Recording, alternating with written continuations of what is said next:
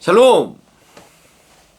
전도서 2장 24절 사람이 먹고 마시며 수고하는 것보다 그의 마음을 더 기쁘게 하는 것은 없나니 내가 이것도 본즉 하나님의 손에서 나오는 것이로다. 전도서 기자는 솔로몬은 뭔가 인생에 행복이 있다라고 이야기해요. 헛되다고 하면서도 인생에 행복이 있다. 근데 그것이 어떤 대단하고 큰 것에서 나오는 것이 아니라 인생의 어떤 소소한 삶에서 주는 일상 속에서 누리는 그런 행복이 있다라는 거예요. 먹고 마시며 수고하는 것보다 그의 마음을 더 기쁘게 하는 것은 없다. 이 일상을 말하잖아요. 어떤 그냥 일과 사랑으로 표현되는 우리의 그냥 삶이에요. 물론 일도 대단한 일이 있고 사랑도 대단한 사랑이 있을지 모르겠지만 그냥 우리는요, 대단하지 않아도 우리의 일상, 하루를 살아간단 말이에요. 소소하게 살아가요. 그 속에 행복이 숨겨져 있다는 거예요. 그 소소한 일상 속에서 우리가 어떻게 행복할 수 있는가? 그럼 이 솔로몬은 뭐라 그래요?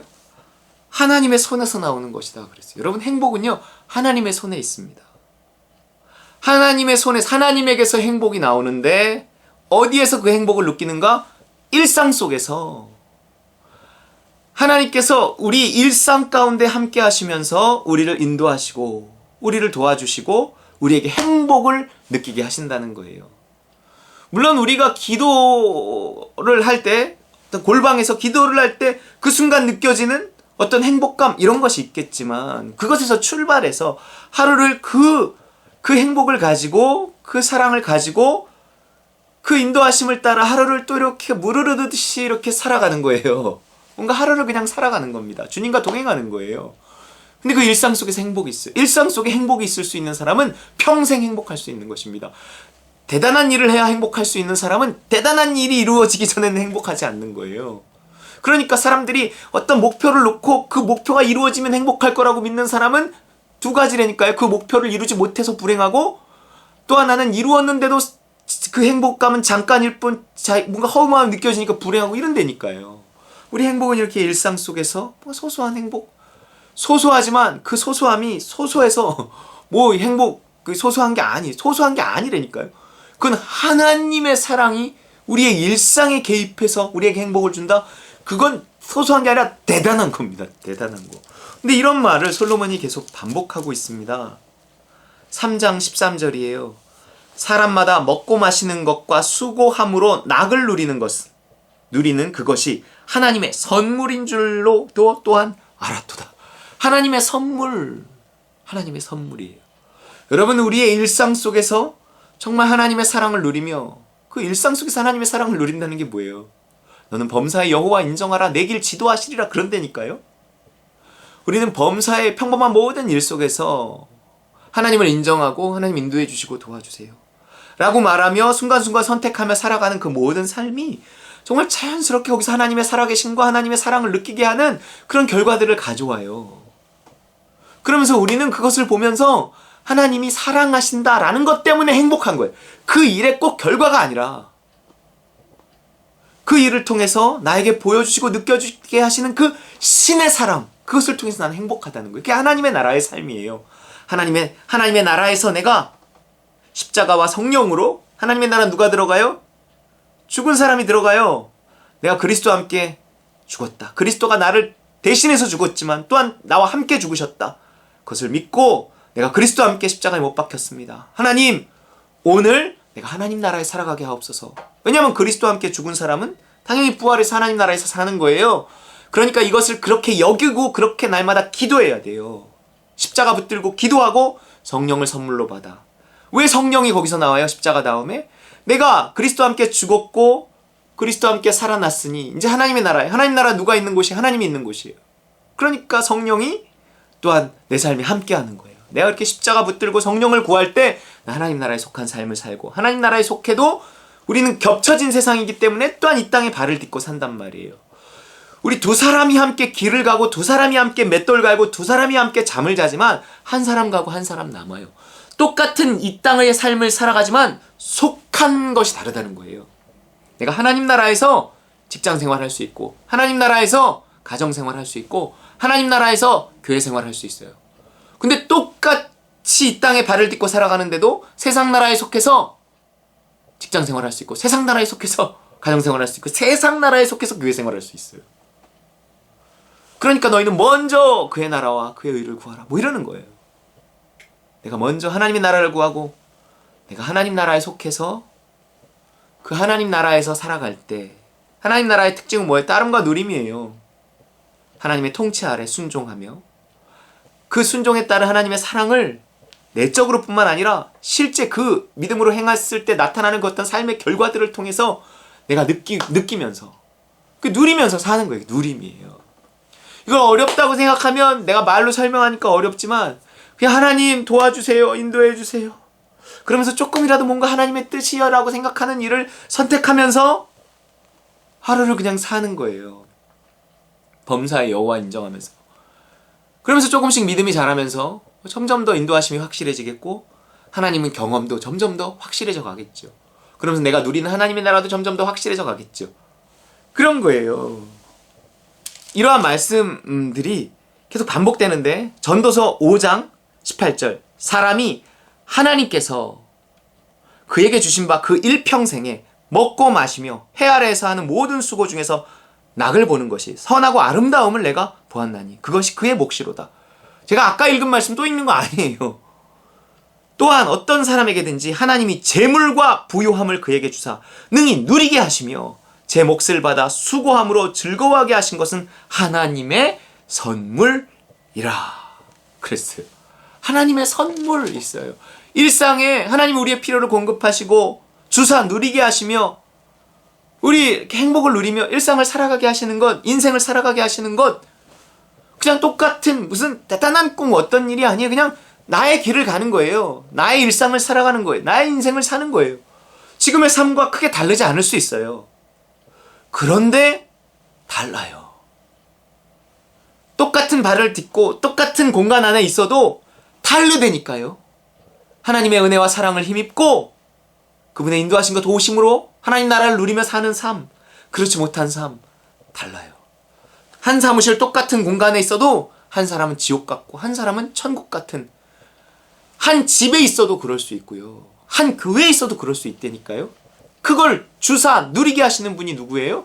하나님. 행복은 하나님에게 있어요. 하나님. 여러분 행복하기를 원한다면 여러분 하나님 붙잡아야 돼요. 하나님 따라가야 돼요. 그 길에 행복이 있어요. 그것만이 결국 어떤 그러한 삶만이 하나님과의 밀접한 관계를 남기고 그 관계만이 영원히 가져갈 수 있는 상급이 된다는 거예요. 그럼 뭘 가져가겠어요, 이 땅에서? 내가 무슨 업적을 이루면 그것을 가져가겠어요? 어떤 표창장을 받으면 가져가겠어요? 얼마를 내가 모으면 가져갈 수 있겠어요? 그거는 그냥 그럴 수도 있고 아닐 수도 있지만 모든 건 삶의 과정인데 그 삶의 과정 속에서 내가 하나님과 얼마나 동행했으며 하나님과 얼마나 친해졌는가, 그것만 가지고 가는 거예요. 그것만 영원하고 그것만 헛되지 않은 것입니다. 그래서 계속 이 솔로몬 전도서 기자가 헛됨을 이야기하면서도 헛되지 않은 것을 이야기할 때 우리의 일상을 좀 하나님 주신 그 행복을 누리며 살아가는 것만이 그것보다 좋은 것이 없다는 거예요. 지금 우리의 삶에 뭐 잘못된 게 없어요. 그냥 그렇게 살면 돼요. 더 대단한 일을 해야 되는 것도 아니에요. 우리 열심히 다 살잖아요. 근데 그것이 하나님과 동행하는 삶이 될 때 거기에 진정한 행복이 있다는 거예요. 열심만 가지고는 안 된다. 무슨 그 열심의 결과로 어떤 업적을 이루고 무언가를 대단한 걸 소유하고 그래도 그것만으로는 소용이 없다는 거예요. 이 땅에서도 진정한 행복이 없고 그 어떤 이룬 것만 가지고 무언가 영원한 것을 이렇게 얻을 수도 없다는 거예요. 그러나 그것이 대단하건 대단하지 않건 우리의 삶 속에 무슨 뭐 얼마나 뭐 훌륭한 일이 있건 없건 상관없이 그냥 일상 소소하고 평범하고 소박하고 그렇게 살아간다 하더라도 거기 하나님이 함께 하시는 것이면, 하나님이 그 삶을 허락하시고 인도하신 그 하루라면, 믿음으로 살아간 그 하루라면 그 하루를 누구도 함부로 평가할 수 없는 거예요. 내 자신도 그 하루를, 내 인생을 평가하면 안 됩니다. 보잘것없던 그냥 평범하고 소소한 인생, 이렇게 함부로 평가할 수 없는 거예요. 그 인생은 하나님만이 평가하십니다. 그러면 대단한 무슨 왕의 인생은 대단하겠네요? 아니에요. 하나님이 평가하시는 거예요. 오직 하나님은요, 이 땅에서 주와 동행했느냐? 하나님이 주시는 그 참 자유와 행복을 누리며 살았느냐? 그거를 보시는 거예요. 한 달란트 받았다고 하나님 책망을 해요? 그거 아니란 말이에요. 우리 한 달란트 받은 사람의 삶이 있어요. 그러나 그 한 달란트 받았던 사람의 어떤 오해, 하나님이 알지 못했어요. 그 한 달란트를 가지고 씨름하며 한 달란트 인생을 정말 하나님의 뜻대로 살았으면 한 달란트 주신 하나님의 뜻을 알고 한 달란트를 통해 하나님과 가까워졌을 텐데, 그럼 마지막에 인생이 그렇게 심판받고 망가지지 않았을 텐데, 한 달란트 받았다는 사실 자체만으로 자꾸 초라해야, 스스로 초라해하고 남과 비교하고 불평하고 하나님에 대해 오해하고, 아니 뭐 시키는 대로 다 하면서 나 살았는데요, 그렇게 심판대 앞에 우리가 당당하게 나아갈 때 하나님은요, 우리를 심판하실 수 있어요. 이게 무서운 얘기 같지만 들어야 하는 얘기입니다. 지금 부담스러운 것이 낫죠. 우리가 뭘 잘못하고 있다는 게 아니에요. 좀 더 하나님을 인정하고 좀 더 고민하고 좀 더 온전함을 향해서 발버둥 쳐보자는 것입니다. 하나님이 여러분을 사랑하십니다. 우리 믿음 갖고 좀 더 정말 그리스도인의 진정한 자유에 이르는, 행복에 이르는 저 여러분 되시길 주의 이름으로 축원합니다.